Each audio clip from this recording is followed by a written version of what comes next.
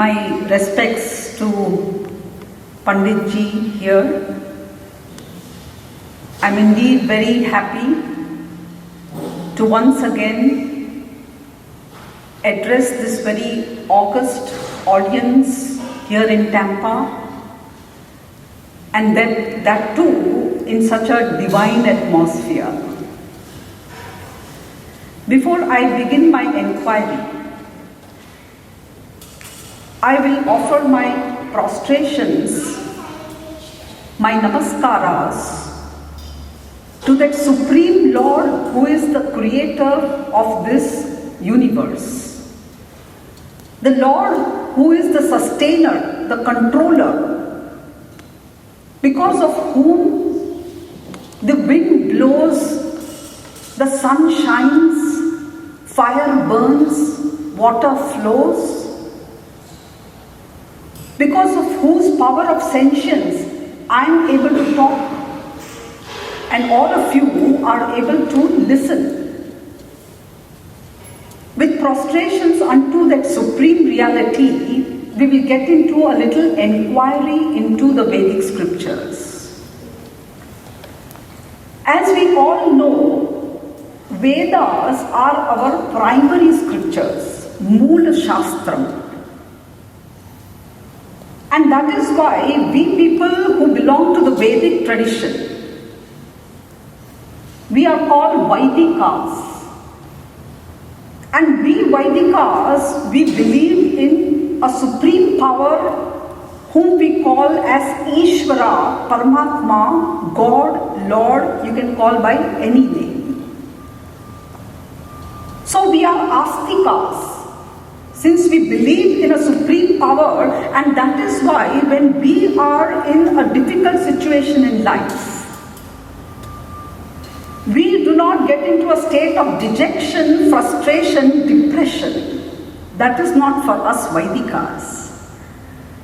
Because we have a Lord to whom we pray in order to seek the grace and the blessings of the Supreme Lord. I want all of you seated here to just imagine for a few minutes, whatever be the sadhanas, the religious disciplines that you are into, let us imagine that your Ishta Devata, your Lord, Bhagavan, is pleased by your bhakti, your devotion. And so, Lord appears before you. And Lord says, "Oh devotee, I am pleased with your devotion." You have to imagine this. I am pleased with your devotion, and so I grant you a boon. I grant each one of you a single boon. So what is it that we would ask? Majority seated here, whether you may ask aloud or not, but majority seated here will tell Lord, "Oh Lord, please give me immense wealth which would never be depleted." Because in our hunt for happiness, majority of the people think that it is wealth which will bring me happiness. That if I have plenty of wealth, I can be happy forever. Now this is a misconception. This is the greatest delusion according to the scriptures. Because if you think logically, rationally, then there is no cause-effect relationship between wealth and happiness.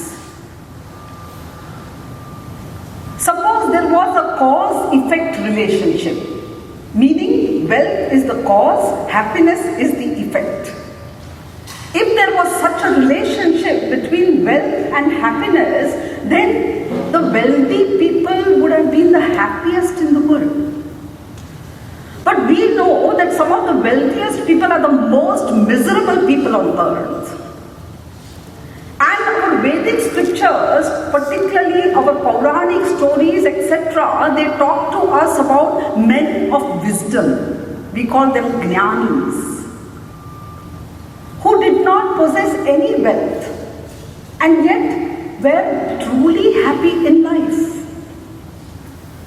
From this it is very clear that there is no cause-effect relationship between wealth and happiness.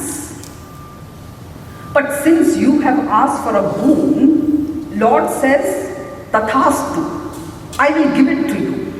But think over. What if you don't enjoy good health? I give you plenty of wealth, but what if you don't enjoy good health? Morning you get up with a headache. By the time it is afternoon you have a stomach ache. And by the time it is evening you have back pain and what not. And the devotee says, no, Lord, please add this also to my boon. And the benevolent Lord says, Tathastu, I give you health also. So I give you wealth and I give you health. But under one condition. What if your relatives don't treat you well?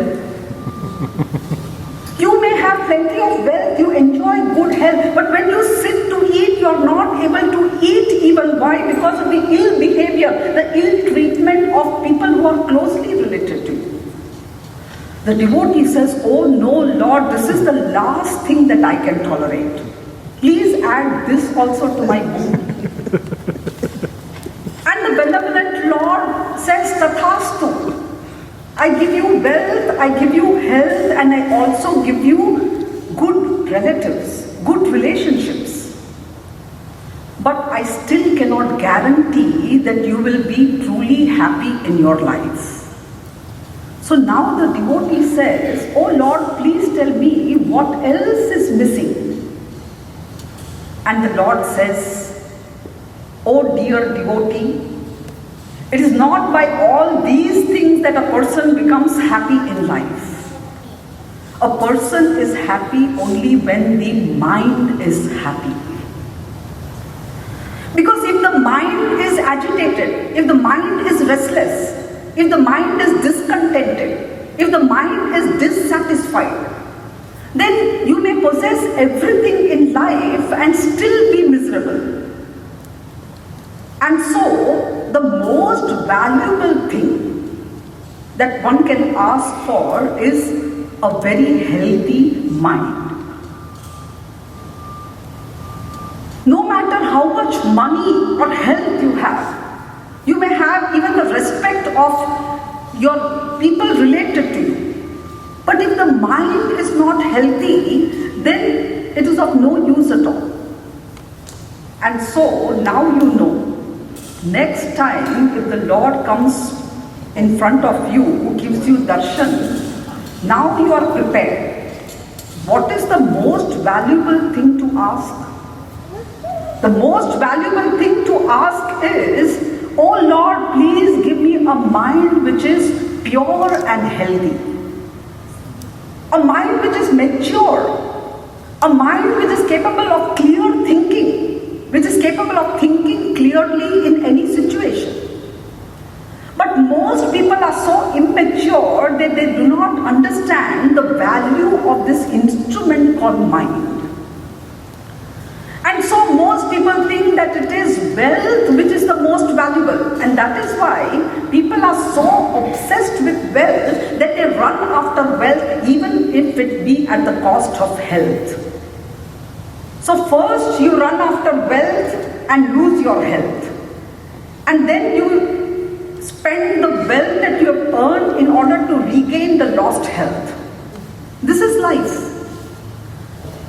There are few intelligent people who will work even for health. They will exercise early in the morning and they will eat wholesome, healthy food. So they work for wealth and health. They are little more intelligent. But then they ignore relationships. I have all the wealth, so why should I care for anyone? I don't even know who is in my neighborhood. I don't need anybody. Because I am wealthy. I am healthy. There are some who are little more intelligent who even take care of relationships. But the rarest of the rare, people like all of you, They take care of wealth and health and relationships also. But the most intelligent are those who pay attention to the mind. And it is for that purpose that we attend such satsangs. The purpose of satsang itself is to take care of this valuable instrument, to pay attention to this instrument called the mind. And so, if there is anything to be asked from the Lord, the prayer should be, "Oh Lord, please give me a mind which is pure, which is mature, and which is capable of thinking clearly." And the importance of pure mind is very beautifully presented, very beautifully and simply presented in one of the couplets by Sant Kabir. All of us have heard about Sant Kabir. So, Sant Kabir says in his couplet, "Kabira man nirmal bhaya, jaise ganga neer, piche piche hari fire, kahat Kabir Kabir."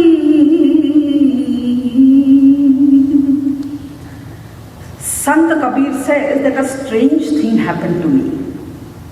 Earlier I was running helter-skelter in search of God, and I could not find God anywhere. But a beautiful thing happened to me the moment I made my mind pure. The moment I cleansed my mind, a strange thing happened. I did not go running after God. In fact, God came calling out to me, "Oh Kabir, where are you? I have come to give darshan to you." It is this pure mind which is the instrument even for the attainment of the ultimate goal of life. Our Vedic scriptures talk about a goal that we all have to achieve. We may have any number of intermediary goals. Some may say, "I am interested in earning more wealth." Some people are interested in getting more knowledge. But all of us have one ultimate goal, and that goal is called moksha. The Vedic scriptures talk of an ultimate goal that we have to attain. It's called moksha, mukti. In English, we can translate as liberation, salvation, emancipation, freedom. Moksha, mukti. What is this moksha? If I can simply define moksha, moksha means attainment of permanent happiness and freedom from all sorrows. This is the definition. Moksha can be presented in several ways. You can have any number of definitions, but the simplest definition is, and I am giving this definition because who is not interested in permanent happiness? Is there anybody here who wants to become sorrowful? We all want to be happy and be happy forever. That's what moksha is. Moksha is not any mysterious experience. The moksha that is presented in our scriptures is attainment of permanent happiness and cessation of sorrows once and for all. In Sanskrit, if I put it, Nitya Sukha Prapti and Atyantika Dukkha Nivrutti. For those of you who understand, this is moksha. And for the attainment of this ultimate goal, our scriptures, our rishis, they have given us two lifestyles. So you have a choice. The goal is the same. You can either choose the lifestyle that all of you have chosen. It is a lifestyle of activity. It is called pravrutti dharma, or the lifestyle of a householder, a grihastha, a family person. This is one lifestyle. And the other lifestyle is a lifestyle chosen by people like us, which is the lifestyle of withdrawal, of renunciation. It is called nivrutti dharma, or the lifestyle of sannyasa. The lifestyle can be different, but the goal to be attained is the same. But since majority of you seated here, you have chosen the formal lifestyle of the Grihastha lifestyle, I am going to lay emphasis on the sadhanas that a Grihastha has to follow in order to attain the ultimate goal.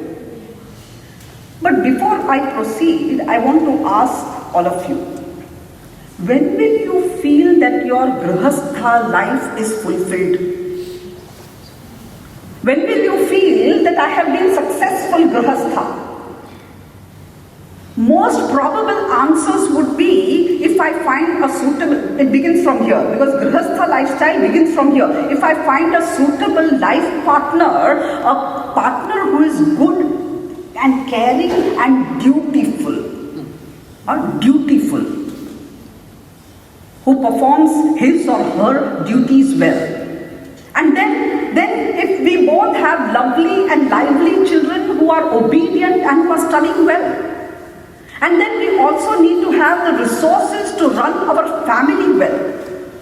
And as we proceed, our children should be well settled. Whatever that well settled means, you know it better. But then this is one expectation. And then finally, we extend our success and fulfillment to having even grandchildren who are lovely and lively, and it goes on and on. You want me to enumerate anything further? If I have missed out anything, even that can be included. I don't mind. But the question is, can this be called a successful Grihastha life? Is this called the fulfillment of life? Or is there any higher purpose to life? And the Bhagavad Gita, texts like the Bhagavad Gita, they give us guidance as to how a Grihastha can attain fulfillment in life. The real fulfillment, the real success in life. First of all, we will try to understand who should choose the Grihastha lifestyle and why.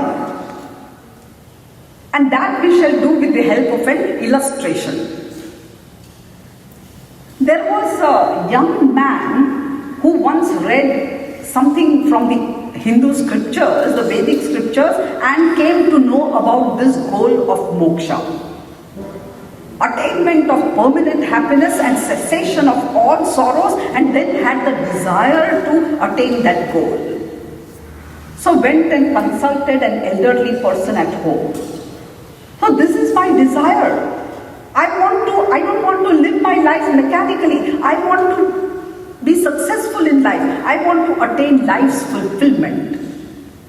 And the elderly person smiled and said, who doesn't want to be successful? Everybody has the same goal in mind. So then what should I do? Just do what the others are doing. Very often, even elderly people, they have no answers to such fundamental questions. And so this young person decided to interview some more people, the so-called successful people of the society. The society has a separate norm to define success.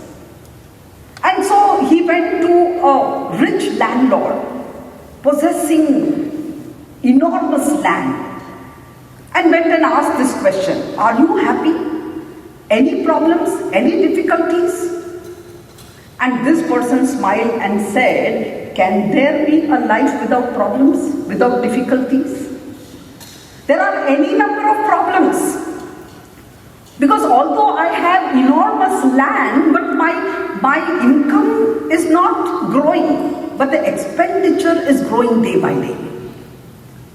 Earlier I used to buy clothes for my family and they all used to be happy. But now everybody demands designer clothes.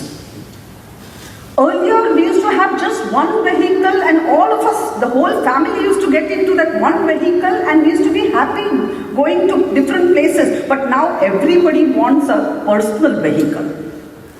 Earlier we used to have just one telephone and now everybody has a personal phone.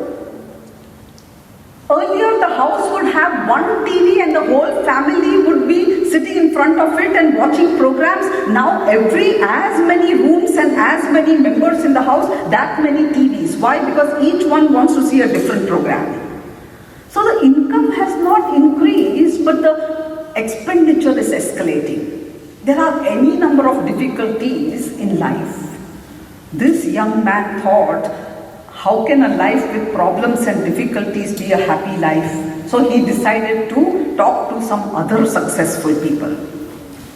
And so went and interviewed several people, business people, entrepreneurs, and sports people, and celebrities, and builders, and real estate agents, and whatnot.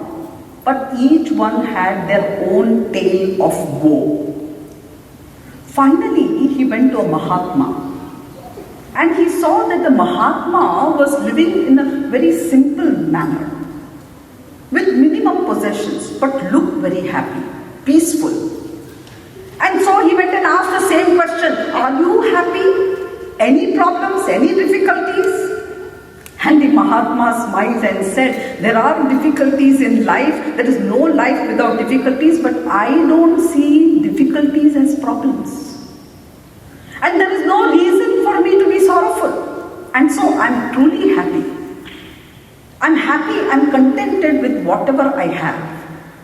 This man thought, this is exactly the person I was looking for. And so asked the person, can you help me to achieve that goal? The goal of moksha?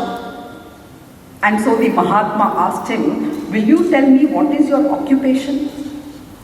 And he said that I'm working in some company, an IT professional in a multinational company. And so the Mahatma said, all right, find some time and come and stay in the ashram. Come and stay with me. Whenever you find time, come and stay with me.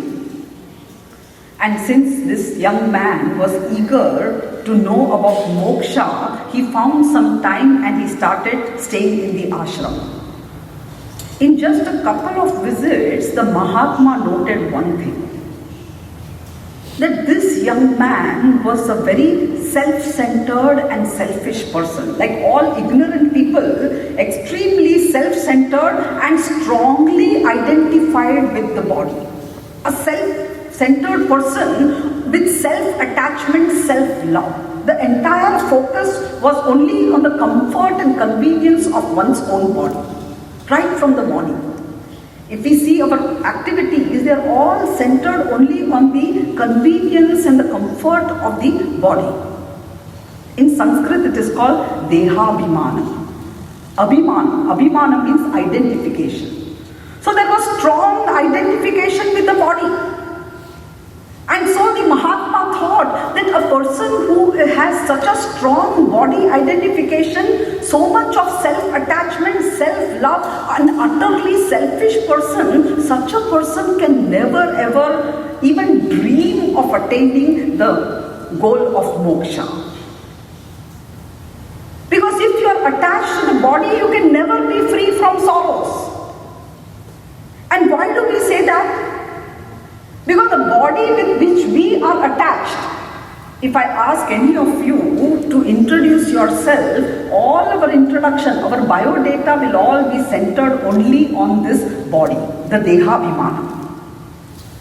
And if there is such a strong identification and self-attachment, too much of focus, too much of attention only on this physical gross body, one can never be free from sorrows. There will be one type of sorrow or the other at all times. And why do we say so? Because the body with which we are attached, it's essentially limited. It is full of limitations. So what are the limitations? There is a statement in the Shastra which says, Vyadhi grasta kalevaram. Kalevaram means body. It is Vyadhi grastam. Vyadhi grastam means it is afflicted by all types of defects, problems. And what are the problems? The most conspicuous one is the body is subject to hunger and thirst. It has the problem of hunger and thirst.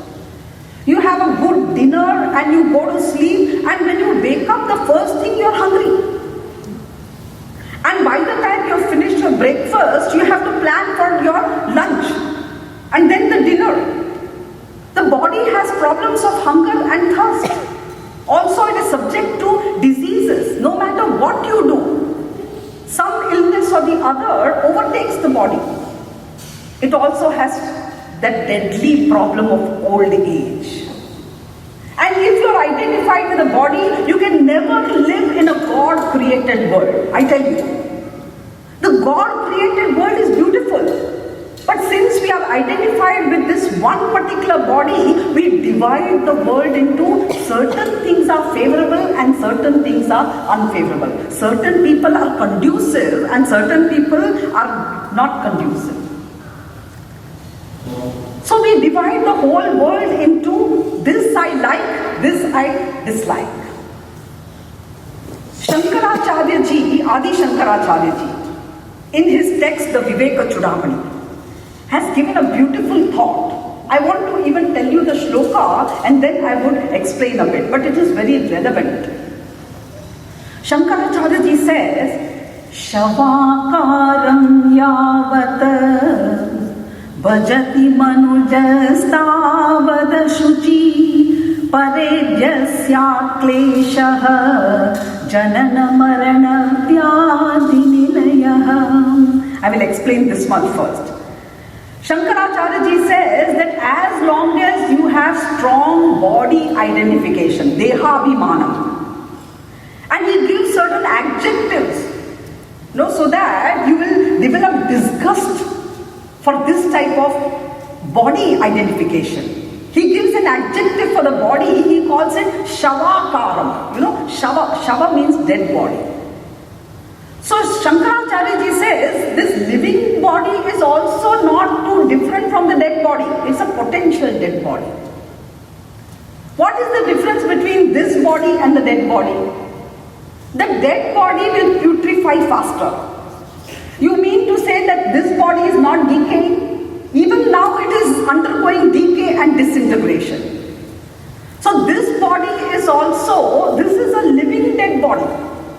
Shavakaram means this is a living dead body. Which one? This body with which we are identified and in which we have the I sense. This body is Shavakaram, and that is why Ashuchi, he uses another adjective. Ashuchi means full of impurities, and that is why every day we have to take bath at least once or twice. Why? It is full of impurities. It is not that only the dead body is impure. Because in our culture, if you touch the dead body, you have to come back home and take a bath. Because we say the dead body is impure. You mean to say this body is not impure? It has any number of impurities. So, ashuchi. Another adjective that is used for the body is janana marana vyadi nilayaha. Nilayaha means abode. It's a house of Vyadhi. Vyadhi means diseases. It's a house of diseases, an abode of diseases, and another problem with the body is it is subject to birth and death. Janana Marana. So it undergoes the vicious circle of repeated birth, punarapi jananam, punarapi maranam, punarapi janani jathare shayanam, as said by Shankaracharya ji in Bhajagovindam. It is subject to birth and repeated cycles of birth and death. And then he says, as long as you are attached with such a body, have I succeeded in creating a little disgust? If you are attached to such a body, then parebhya syat kleshaha. Kleshaha means afflictions, batterings. Constantly you will be afflicted and battered by external factors. Parebhyaha means external factors. What are those factors? I can mention a few. The first and foremost is time factor. And nobody can stop time. We may pretend to look youthful and young with all the things that are available, because if there are grey hair on the head, then we can dye them and try to look youthful. If there are wrinkles on the face, then we can apply cosmetics and try to be youthful. But can we deceive and cheat the staircase? Earlier, we used to just climb like anything. Climb up and climb down. Now, sitting is a project and getting up is a bigger project with age. So you cannot cheat. You may cheat the whole world, but you cannot cheat the staircase. Time is is one factor which does not spare, it batters our body. And how much ever you may take all the multivitamins and try to be, fit and healthy, but time will have its toll. Then another external factor is prarabdha. A prarabdha is again a shastric word. I will have to explain. Prarabdha means our own actions done in the past. In the past, in this life and also in other lives, because in the Vedic tradition we believe also in past lives and future lives. So actions, good and bad, punya and papa karmas that we have done in the past, even those will influence our present life. And that is why we find that in spite of all our effort to be happy, to be successful, very often our effort falls short. There is some negative force which is interfering with our effort. All of us have experienced. That is that prarabdha. So prarabdha also influences the body. Another factor which influences the body, which torments and afflicts the body, is our relations. People, you have no control over other people's behavior. And people who are closely related, if they shower love upon you, affection upon you, you are happy. But the day people become hostile, then life becomes miserable. And those people who were supporting you at one time may even give up their support. So, if you are attached to the body, even planets will influence you. And then they will talk of, I am afflicted by Rahu Dasha, Ketu Dasha, some people have Shani Dasha. And all these astrologers will tell you that if you want to be rid of those dashas, then we have some solutions. And so you pay for all those solutions and still not get rid of them. Why? Because it's your prarabdha. So, Shankaracharya says, if you are identified with this body, you can never escape from all these external factors. And so then what is the solution? He says beautifully, Yadatmanam Shuddham Kalayati Shivakaram Tadatebhyo Muktaha Bhavati Tadaha Shrutirapi. So then, what does the scripture say? Instead of identifying with the body, you should own up your higher self. You should own up your real self. And what is your higher self? Your Chaitanya Swarupaha, which in our Shastra is called your Atma. That Chaitanya Swarupa is our real self. This body, mind, sense complex is just our lower entity. It is not your real self. But in our state of ignorance, we are identified with the lower self. The moment you own up, you don't have to acquire the higher self. It's already available to you. You just have to own up.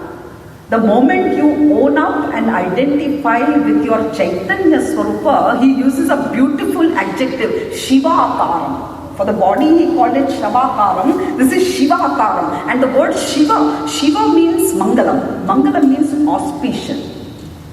So ever auspicious. And body was called Ashuchi, impure. Whereas the self, the higher self is Shuchi. It is ever pure. Ever pure and ever auspicious. Once you own up your Chaitanya Swarupam, only then you can be free from sorrows once and for all. And that is the attainment of moksha. And so the Mahatma told this young man that if you want to attain the goal of moksha, what you will have to do is to shift your attention from your body. And so this young man said, how do I shift my attention from this body? Because I've been thinking that this body is myself. And so how do I shift this attention? And the Mahatma said that you will have to start focusing upon the welfare of others, not just yourself. Start living for others. Start focusing upon the welfare of others. And the young man seemed to understand, and so he went back. After some time he returned, and the Mahatma noticed that there was no change in him at all. This was not the type of person who would mend his ways merely by teaching, oral teaching. Many of us, we listen to a lot of lectures, discourses, spiritual discourses. We listen to several Mahatmas, but we listen and that's it. We have a lot of information. If somebody asks us a question, we can even quote a few verses from the Bhagavad Gita, and the other person will think, oh, here's a very scholarly person. So intellectually we have a lot of knowledge, lot of information, but there's no transformation. Our information does not lead to transformation of the personality. And so Mahatma came up with the next instruction. My dear son, do one thing. Get married. Get married. And this man was astounded. I want to attain the goal of moksha, permanent happiness and freedom from all sorrows. What has that got to do with marriage? And the Mahatma said, do you have faith in me? If you have faith in me, do exactly what I asked you to do. And so he went back, found a suitable life partner and got married. And now what happened? Now he could barely come to the ashram. Because now he was a family man with lots of responsibilities and now accountable also. And so could barely come to the ashram, but he would now and then visit the Mahatma. But now when he would come with his wife. And the Mahatma noted one change in him after marriage. Earlier when he was a bachelor, when he would come to the satsang hall, even there he would find the best seat for himself and he would sit. Even when he went to the dining hall for bhiksha, in ashram food is called bhiksha. Because you don't have any choice. Whatever is given there, you just accept, and so food in an ashram is called bhiksha. So even in the dining hall, he would pick up his own plate, totally unconcerned about people around. He was utterly selfish. But now the Mahatma noted a change. When he entered the satsang hall, he looked around, where is a suitable place, not only for me, but for my wife too. And he brought a seat for her also, and he offered a seat. And when he went to the dining hall, earlier as a bachelor, he would just pick up his plate and he would stand the first person to receive whatever the lunch dinner. Now he brought two plates and offered one to the wife. And so the Mahatma told him that now your selfishness, your self-love, your self-attachment has been split into two. It has become half. How did it become half? Because now you are focusing not on just one body, you are focusing upon the comforts of two bodies. And after a couple of years, the couple had their first child. And again when they came to the Mahatma to seek the blessings of the Mahatma explained to this young man that now your self-love, your selfishness has been split into three. It is reduced to 1/3. Because a family person will never ask the question, what will I eat? A family person's question will always be, what will we eat? And after that they had their second child. Then the Mahatma explained that now your selfishness has been reduced to 1/4. Because now you are focusing not just on one body but 4 bodies. And this is the beginning of spirituality.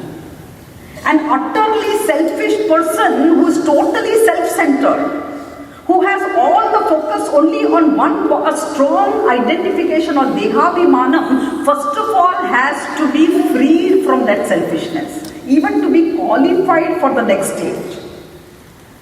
You have to free yourself from that selfishness in order to be qualified to own up the higher self.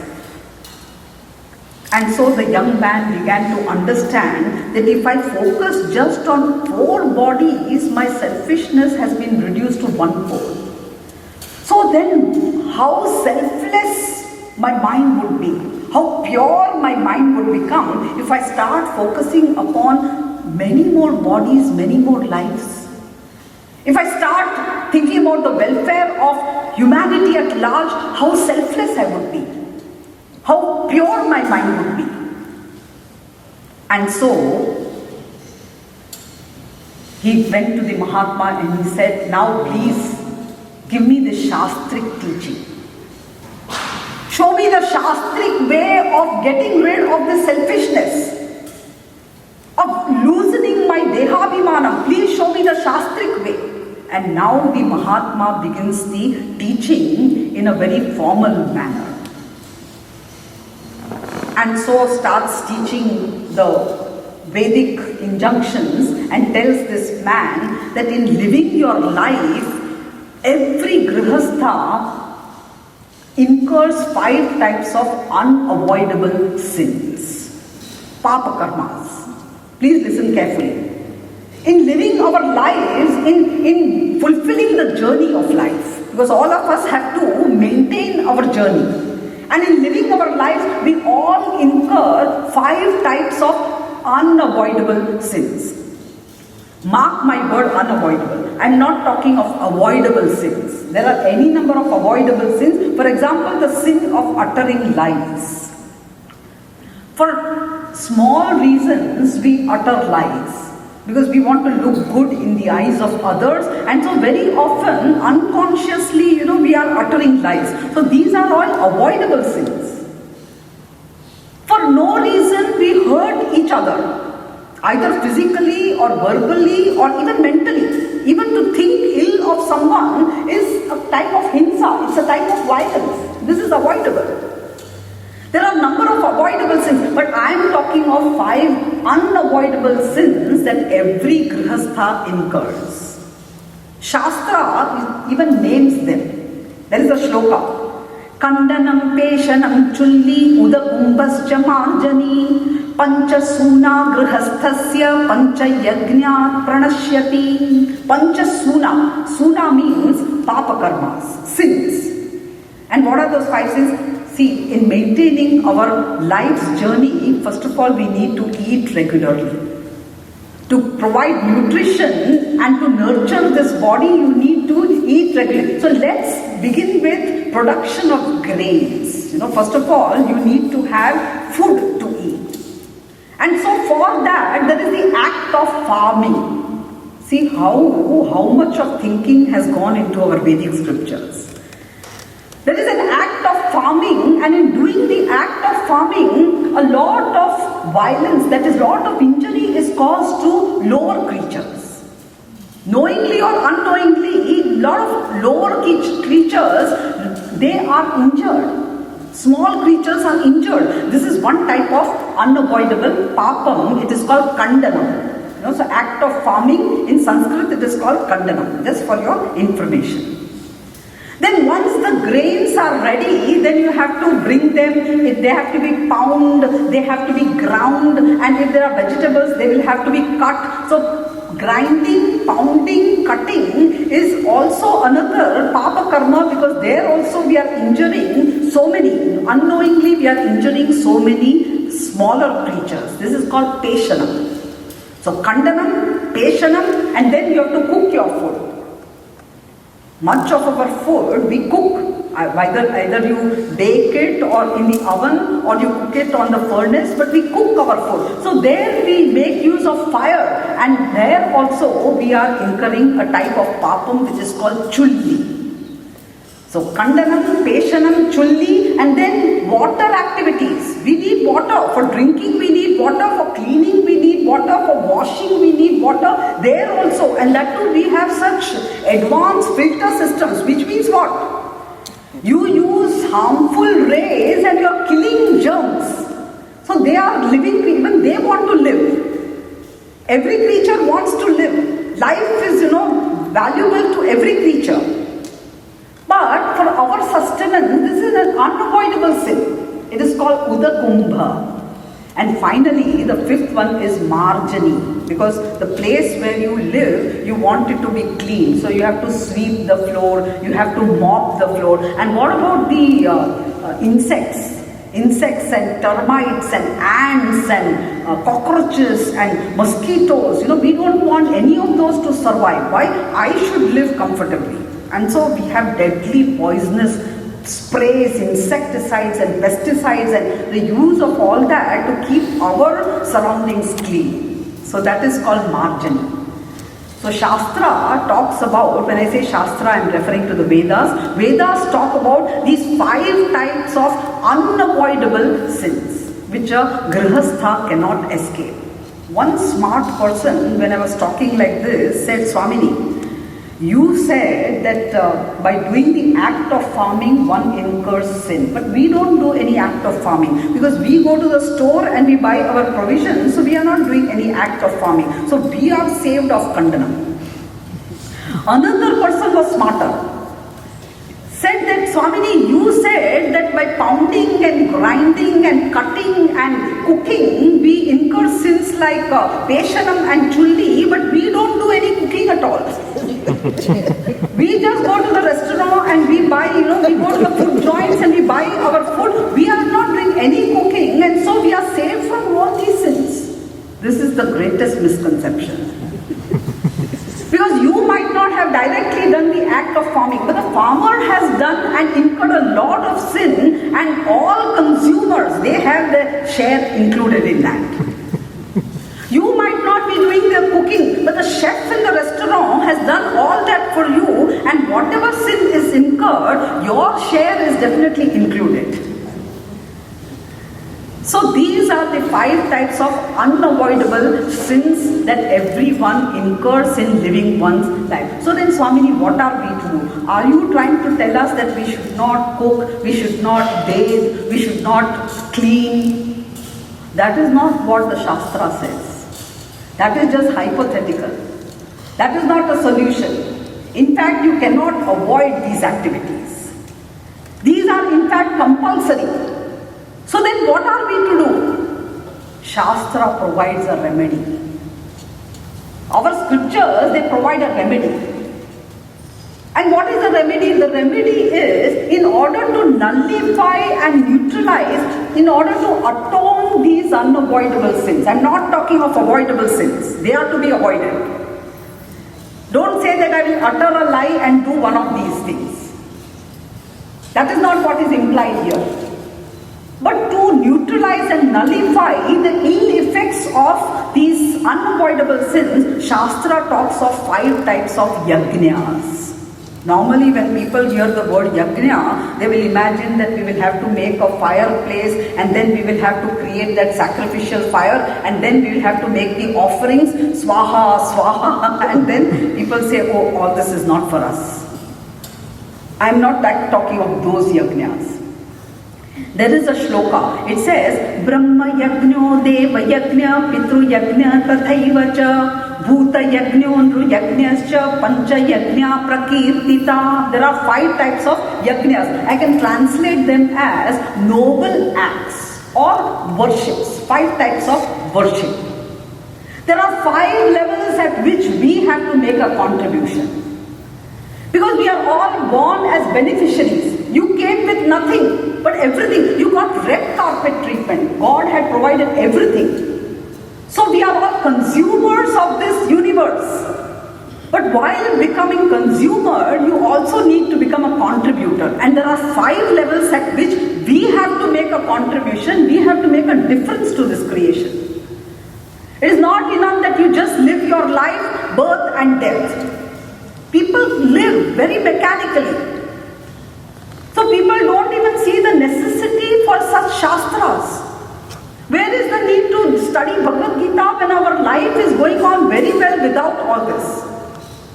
But there are 5 levels at which you can live mechanically. To make a difference, you have to contribute at 5 levels, and they are called the Panch Mahayajnas. Don't be afraid by the names, There is nothing impractical in our scriptures.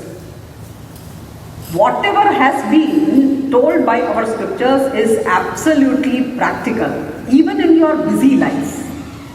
I will briefly explain the 5 yajnas. The first one is called Brahma Yajna. And normally in our scriptures, Vedas, Brahma refers to the Supreme Lord. Supreme reality is given the name Brahma. Paramatma is Brahma. But here in this context, Brahma means Vedas. Scriptures. That includes even the Bhagavad Gita, because Bhagavad Gita is nothing but the essence of the Upanishads.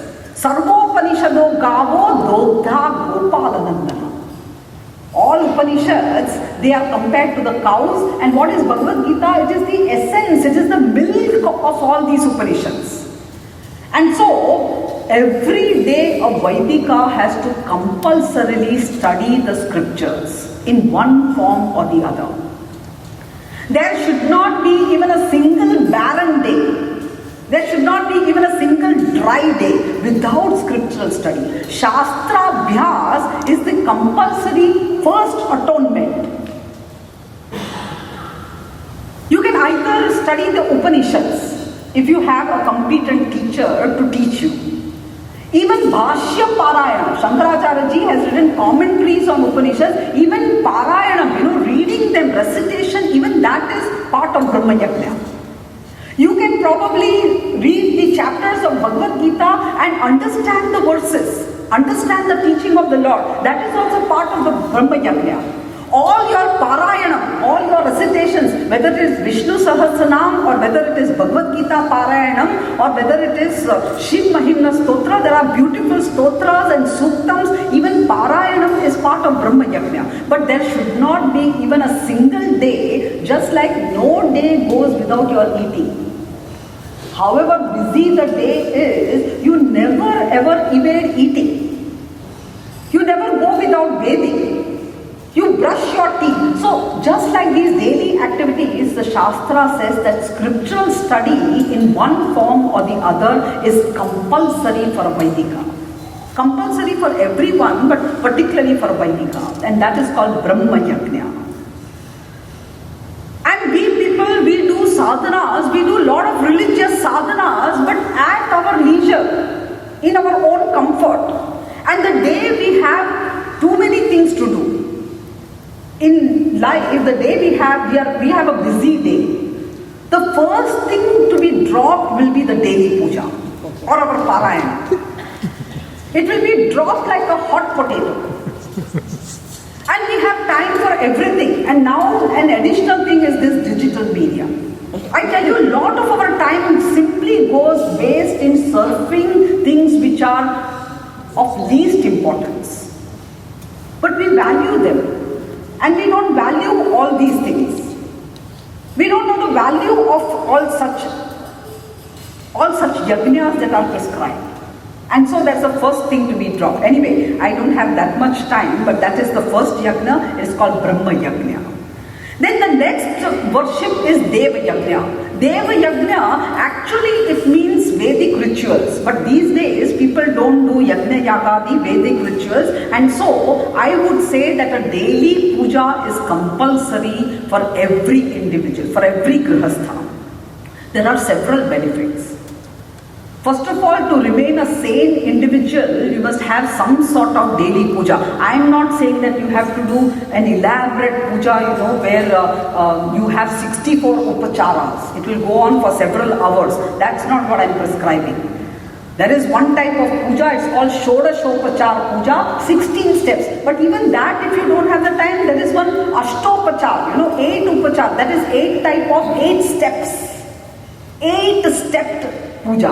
Or there is a panchopachar. You can just offer a flower, you can do a tilak, you can say a little prayer, you can do a little arti and offer the naivedyam. Even that is puja. But then, in times of turmoil, of mental disturbance, it is this which gives you immense emotional strength. So, a time of even to keep your household, the entire household, even to create an auspicious atmosphere, a divine atmosphere in the house where there are no negative forces, because negative forces also influence our thoughts. And so, some sort of daily puja. You can start with your Ishta Devata puja, your personal God. That does not mean that other devatas are Anishta. Personal God means something which, according to your family tradition or your personal attraction, you can start with Eka Rupa Ishvara Puja. Any particular form, you can do a brief daily puja that is compulsory. It is called Deva Yajna. Then the third yajna is called Pitru Yajna. And Pitru Yajna means worship of our elders. That includes our parents, our grandparents, all our forefathers, all elders. And how do you worship them? There are two aspects. When they are alive, you serve them. Do little small acts of service. Keep them happy. Keep them comfortable. Don't hurt their feelings, their sentiments. Don't insult them. Try to be as obedient and give some time. Because they want to communicate. And people don't have time for the elders. And they are the ones who have contributed so much for your life. So when they are alive, try to do some service. And after they are dead and gone, Shastra prescribes certain noble acts to be compulsorily done, and they are called Shraddha Tarpanadi karmas. There are certain karmas. The modern people say, but what is the point in wasting time doing Shraddha Tarpanadi karmas? You think it will reach the ancestors, whether it reaches the ancestor or not, but it makes you a sensitive person who does not take things for granted. Because whatever we are today is because of the contribution of these elders. And so we don't take anything for granted. We are grateful, or you become an ungrateful, insensitive, inconsiderate person. And so Pitru Yajna is essential, it is compulsory. Then the fourth Yajna is very popular, everybody knows about it. Nru Yajna, also called Manushya Yajna, all types of social service. Where we contribute to the fellow human beings, wherever it's necessary. And when I say contribute, it's not only in terms of money. That is one type of contribution. You can even contribute, you can help someone to get educated. If you have the knowledge, you can give your time and educate someone. You can even have few consoling words for someone who is, sad, sorrowful. And so, this is contribution. Even Atithi Devo Bhava, that is welcoming guests. These days, people say that you cannot go to anybody's house without prior intimation. So you have to inform the person. But the very word Atithi, such a beautiful Tithi means a specific time. Atithi means someone who has come to your door even without prior intimation. But someone who is needy. So try to help that person in whatever way you can. So all that is also included in Nru Yajna, Manushya Yajna, and the final Yajna is Bhut Yajna. And Bhut here means service to all other creatures other than the human beings. And your service means you can serve other animals by feeding them, say dogs or cows and ants, etc. People do, before they eat, they will do Bhut Yajna. They will give something to some bird or some lower creature. At least you don't harm them deliberately. For your living, at least you don't harm or injure them. But for us, even if a mosquito dares to sit on our hand, mosquito gets capital punishment. Straight away. How dare you sit on me? So Bhut Yajna includes, at least if you can't serve them, and even growing, planting trees and plants and growing and nurturing and watering them, all that is included, and not felling these things just for our convenience, all that is included in Bhut Yajna. So a Grihastha has to compulsorily do these 5 Yajnas to atone those 5 unavoidable sins. All the Yajnas are compulsory. The proportion may vary from one person to another. Because somebody may be more interested in Brahma Yajna and little less of some other. The proportion can vary, but every day you have to do a representative act of each of these 5 yajnas. Why? Because every day unknowingly we are incurring a lot of sins. Now this man understood it is not enough to live life only for me and my family. I should also focus on the welfare of the entire creation. And by doing this, what is the benefit? The benefit is that the mind expands. Right now we have a selfish mind is a narrow mind. It's a mind, which is suffering from myopia, short-sightedness, very narrow mind. And with such a mind, you cannot attain the goal of moksha. Oh, everlasting happiness, cessation from all sorrows. If you want to qualify that, first of all, you have to expand your mind, free the mind from selfishness, for which you have to become a considerate and a sensitive person. And the Shastric rule is, lesser the body identification, lesser the problems, lesser the sorrow, and that is freedom. That is, the lesser the dehabhimanam, lesser the sorrow. And no dehabhimanam, there is no sorrow. So there are two ways to moksha. Either you own up your higher self by studying the Vedantic scriptures called Upanishads, and you recognize the higher self if you have the eligibility, the qualification. But if you think that all this is too difficult for me, then the next option is you choose the Grihastha lifestyle and you expand your mind, make the mind eligible for self-knowledge. And through self-knowledge or Jnanam, one attains moksha. And when this Mahatma explained all this, then this young man understood that I will now have to start living, contributing at all levels, in all spheres.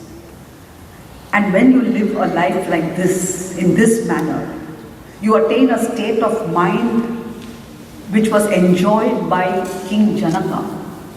King Janaka was a ruler, and still King Janaka was called Videha Mukta. Why? Because free from body identification, even while living, even while playing the role of a king, this king was free from Dehabhimana. To attain that state, one has to begin in this manner.